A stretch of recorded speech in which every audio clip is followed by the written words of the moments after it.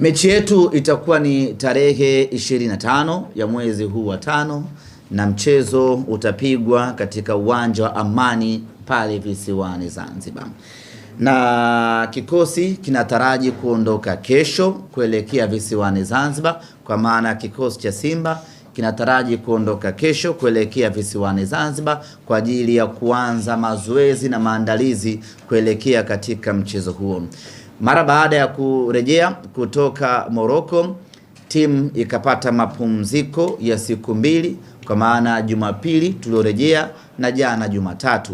Leo Jumanne kikosi kinarejea mazoezini na kuingia moja kwa moja kambini katika uwanja wetu wa Mo Simba Arena kwa ajili ya programu hiyo, na tutaondoka kwa pamoja kesho kuelekea Zanzibar kwenda kuanza kambi yetu ya maandalizi kuelekea katika mchezo huo.